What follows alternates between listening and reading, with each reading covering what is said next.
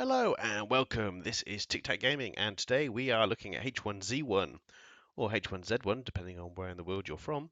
So, H1Z1 comes in two flavors, the first being Survival, which we will look at today, and Battle Royale, which I hope to look at next week for you.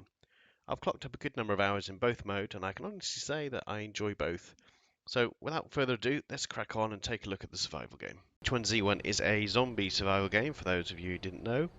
You pit your skills and abilities against the elements, obviously needing to survive with food and water, and of course the zombies that inhabit the game world.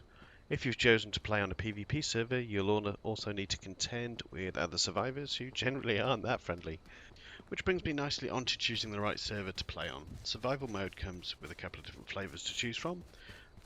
Third person or first person only, PvE and PvP, headshot only for PvP servers. There used to be an option for for recipe wipe on death, but they've taken that out, thank goodness, because that was a bit of a pain. So pick your poison, choose a server which best fits the way you like to play. So unlike Hurt World and Ark Survival Evolved, you actually start clothed, albeit you can shed your clothes if you wish. That may be beneficial if you want to make a satchel or some bandages. Unlike Ark, but like Hurt World, in H1Z1, when you log out, your game character is removed from the game world. This actually can be quite beneficial, and we'll come on to that later. You spawn into the game world at a random location, which may be in the wilderness or close to one of the encampments or cities. The number of zombies will depend on the activity in the area, thus the cities and encampments typically have more zombies than the remote locations. I would say that cities generally have a shed ton of zombies, so be very careful. Your first priority will be to find food and water, make or find a weapon, so you can defend yourself against other players or zombies. You can also learn recipes that allow you to craft a multitude of different tools, weapons, building components, and the like. Of course, the recipes are already available on a number of different websites if you don't want to spend time figuring them out for yourself. So, the game interface is fairly straightforward. A hotbar allows quick and easy access to weapons, tools, etc. Typically you have a primary, secondary and tertiary, then an item 1 and an item 2, like a flashlight or binoculars or something like that. You can access your inventory by pressing tab by default. You'll see the slots available for equipment, clothing and items like that. And then of course you'll also see the crafting, discovery, radio and group tab. As the name implies, the crafting tab allows you to create items you know the recipe for. Assuming you have the right components, the green bar will slowly progress across to the point where you have everything available and you're able to craft the item. The Discovery tab is kind of self-explanatory. It's giving you a number of boxes here that you can drag components into to hopefully learn various bits and pieces. As I said before, there are a number of websites available out there. They'll give you a complete listing, so if you want to shortcut that and really can't be bothered to learn everything yourself, it's already there. Next is the radio tab.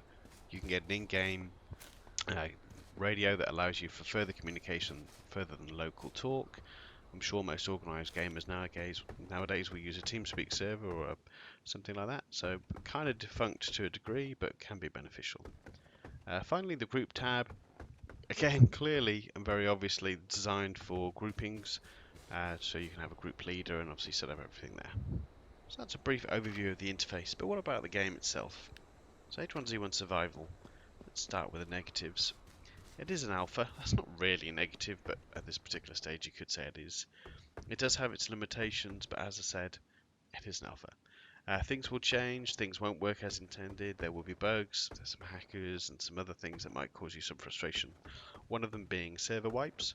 This happens from time to time, more so when they release a larger update. This can be a pain if you've invested a lot of time in building a base and gathering resources. So, kill on site. If you opt for a PvP server, then I would advise you that kill on site occurs a good percentage of the time, more so if you're outnumbered. Solo versus solo, or even solo versus small group, you might be lucky and get away, or they might be friendly. In my option, this isn't necessarily a bad thing, but it does mean it is a PvP game in the true sense of the word. For those of you who have seen my Ark video, this is in stark comparison to that. There is a reluctance on Ark PvP servers because of the time and effort and resources needed. H1Z1 is definitely the opposite, which I think is a good thing. This brings me nicely on to bases and raiding. Building a base does take a good amount of time and effort, more so for solo or small groups or people who don't actually get that long to play. The mechanic currently within the game allows for those who have farmed the necessary items to raid your base, blowing up your doors and the like. which in my mind is a great mechanic, but one that is unbalanced as it isn't. Well, there isn't enough structures or traps to deter or prevent, or even increase the amount of time it takes someone to raid your base.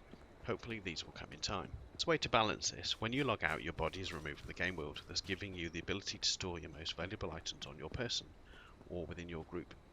There are items that you can use to store items, storage boxes and the like, but they can be raided. There is the ability to create a hidden stash where you can put items in. Unfortunately, you can change the local game settings to make those easier to appear. Right, okay, hacking bugs and glitches is next on my negatives list. As with any game in development, it is susceptible to bugs, glitches and other such issues that may cause the game not to work as intended. You can typically live with these. Hacking isn't one of those, unfortunately. Though Daybreak Games are working on mitigating hackers, I believe it will be something that continues to affect the game. Luckily, the amount of hackers has diminished considerably in the time that I've played the game, and it's probably fair to say that the chances of encountering one on a server is quite limited.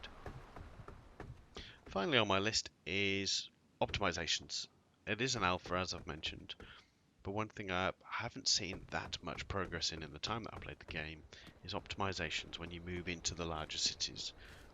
Your FPS will considerably drop from the rural landscape once you move into the cityscape, and this can cause a little bit of lag and a little bit of frustration. But let's look at what I think are the advantages of this game. Crafting and building.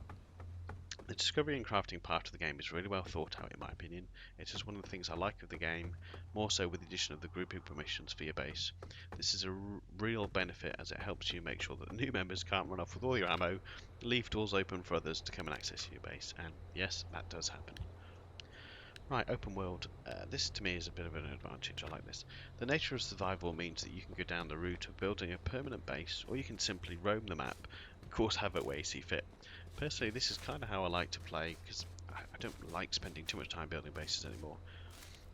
You can build yourself a medium-sized shack with no door. This prevents people from blowing it up. You can put a bed in it, a workbench, a furnace, or even a barbecue. And maybe a water collector. You can use these around the map as long as you remember where they are, freely roaming around, collecting items. I would have said use the hidden stashes, but as I said, they can be found, so you may not necessarily want to use those. Go around for a bit of PvP, see what you can find, and move along. For those who have watched my Ark Survival Evolved video, you will know that one thing I look for in a survival game is the longevity. What will bring me back to the game time after time? For me, in H1Z1, it's the ease of being able to get back into the game and get equipment. An hour or so, or perhaps even less, I can typically find, build or acquire the kit I need to play. Granted, I won't have vast amounts of food or ammo or vehicles or body armor, but I still have a chance to gain those at the very least. It is this element for me that means I can come back to this game time after time and still have a good gaming session, more so if you include a group of friends. Right, okay, the next one is continuous improvement. Well, kind of. As it's alpha, the game is still being developed and improved. Granted, a lot of 2015 was dedicated to the Battle Royale aspects of the game, and to be honest, it doesn't surprise me. It will be the revenue generating aspect of the game to allow Daybreak Games to remain in business. So why not focus on that? That said, they've now started to show some love to the survival game again, and hopefully in time they will work out the issues that we've currently discussed. So, in conclusion, I like H1 Survival. It's got some way to go before it's completed. There are some areas that definitely need some work, and there's some common sense stuff that I think in my mind need to be addressed. I can build a base, but I can't reinforce an existing building. In my mind, it's a bit daft. I know there's probably reasons behind that, but I'd like to see something along those sort of lines that can be done. There's talk of adding professions to the game. That was raised last year. That still hasn't come to fruition. There was discussion about a larger map that should be coming soon. Other materials to build out of, like stone and the like, would be quite good. Daybreak show the population of a server as either low, medium or high. I would prefer this to see as a number myself. The reason being is obviously you can play to the type of style that you want. If you want like a lone survivor, you can definitely go for a server that has very minimal people on. If you want a high action PvP server, then obviously you can look for the servers that got high numbers on. So you obviously get that choice. I'd like to see something in the game to give the players a chance to keep more items, a truly hidden stash, some strong boxes or something that are difficult to break into, or at the very least take a vast amount of time would be good. Overall, I like the game. If you haven't played it, I would definitely check it out if I were you. It's well worth it. I hope you've enjoyed the review. Come back next week to hopefully, if I get time, to do a review on H1Z1 Battle Royale.